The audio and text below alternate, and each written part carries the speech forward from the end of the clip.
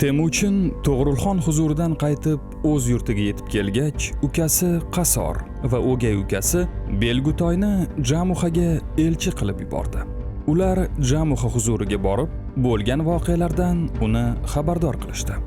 Jamuha Temujinning boshiga tushganlarni o'ziga qilingan haqorat sifatida qabul qildi va To'g'rilxonga bergan va'dasining ustidan chiqishini aytib, quyidagi so'zlar bilan javob qaytardi. To'shaging bo'sh qolganini bilganimda qalbim og'ridi. Ko'ksingni yarmi parchalanganini eshitib, jigarim yondi. Qasosimiz uchun Uduit va Uvas merkitlarni yo'q qilaylik. Bortayimizni qutqaraylik.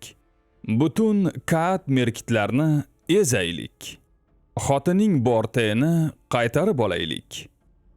Bu so'zlar Merkit qabilasini butunlay yo'q qilinishi va urug'ini quritishga ishora edi. Merkitlarga qarshi urushga tayyorgarlik tezda yakunlandi. Kanalimiz rivoji uchun o'z hissangizni qo'shing. Videolarimiz sifatli, tez va doimiy qo'yib borilishi uchun homiylik qilish orqali bizni moliyaviy jihatdan qo'llab-quvvatlang. Jamuha qo'shini bilan belgilangan joyga 3 kun avval yetib keldi. Temujin va To'g'rilxon boshchiligidagi keroyitlar qo'shini yetib kelgach, birlashgan qo'shin merkitlar ustiga yurish qildi.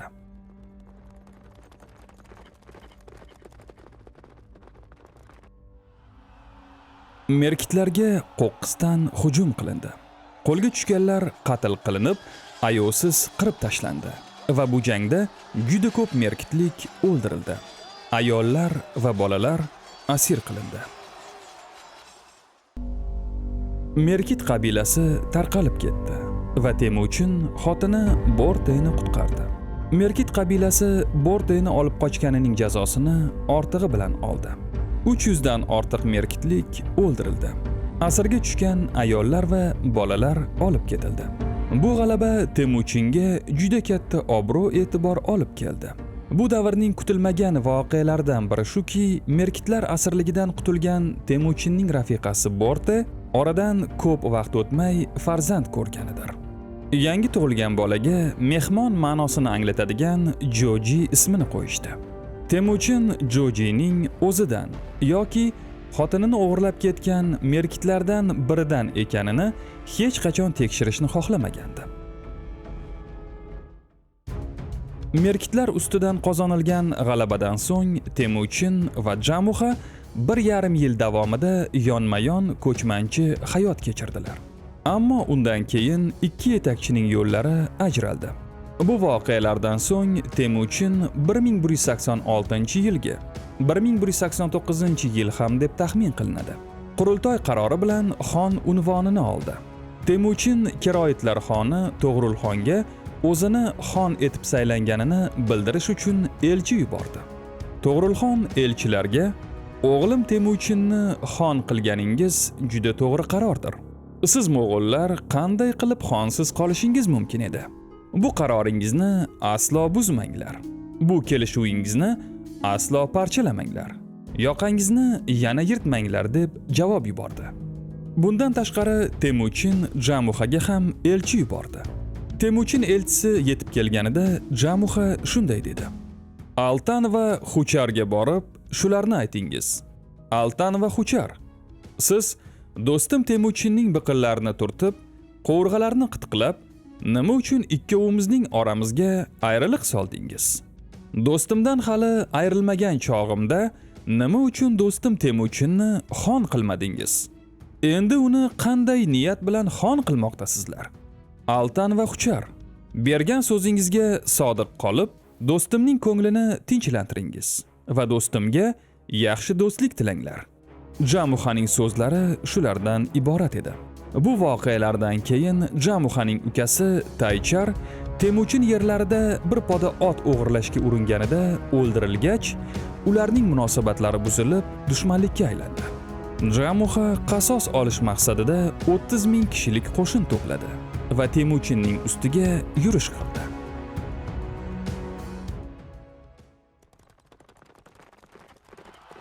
Ular Dalan Baljud degan joyda to'qnashdilar va Temujin mustaqil qo'mondonlik qilgan birinchi jangida og'ir mag'lubiyatga uchradi. Temujin qochib qutuldi, ammo Jamuxa sobiq do'stini jazolash uchun dahshatli vahshiyliklar ko'rsatdi. Aytishlaricha, u asirlarni 70 ta qozonda tiriklayin qaynatib o'ldirtirdi.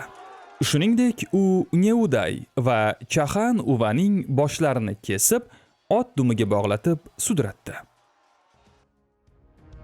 Jamuxaning g'alabasiga qaramay, uning asirlarga nisbatan ko'rsatgan dahshatli vahshiyliklari sababli ittifoqchilari undan yuz o'girib, Temujinga qo'shildilar.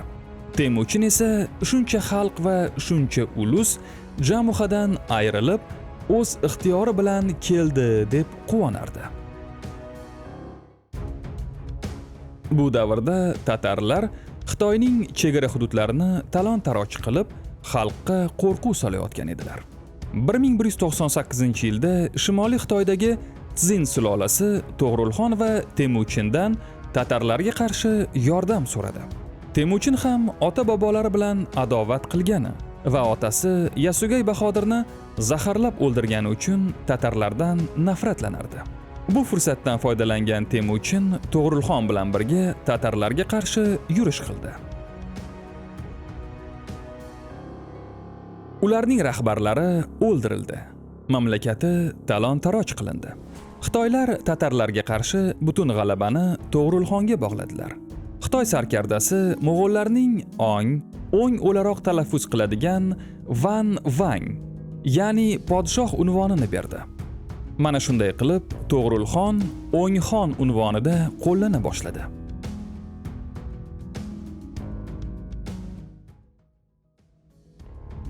Tatarlar, merkitlar, oyrotlar, naymanlar, tayjiyutlar va boshqa qabilalar Jamuxaga yaqinlashib, Temujinga qarshi birlashishga qaror qilishdi.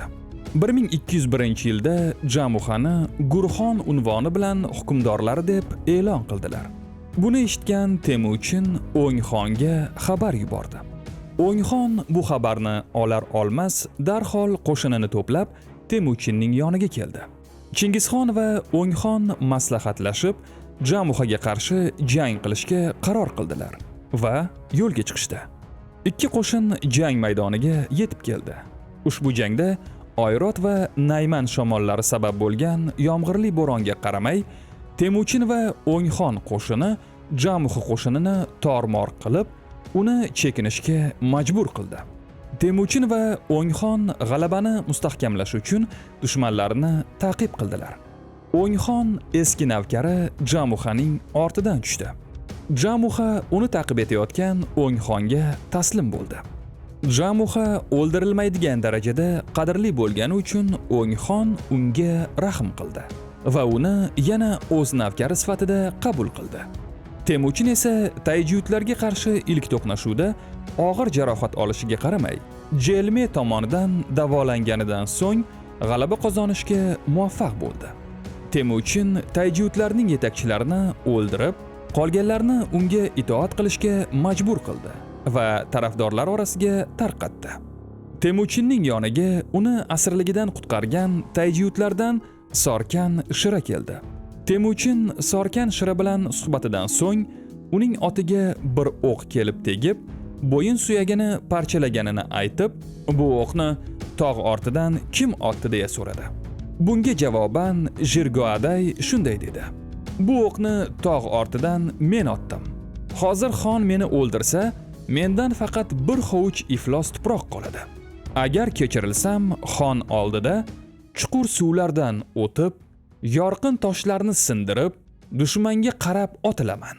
Oldinga deb aytgan joyda moviy toshlarni sindirib, hujum qil deb aytgan joyda qora toshlarni parchalab, dushmanga hujum qilaman" deya javob berdi.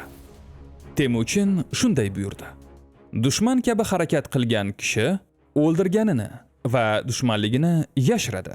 So'zlaganida ichida saqlaydi. Lekin bu odam o'ldirganini va dushmanligini yashirmayapti. Buni shaxsan aytyapti. Bu do'st bo'lishga loyiq kimsadir. Uning ismi hozirgacha Jirgoaday edi. Mening jang otim bo'lgan oq o'g'izli kulamning bo'ynini sindirgani sababli endi men uni JB deb atayman. Sen bilan birgalikda jang qilaylik. JB nomini olib, mening yonimda yur. O'q ma'nosini bildiruvchi JB nomi bilan tanilgan mohir jangchi Temuchinning eng mukammal va zo'r qo'mondonlaridan biriga aylanadi.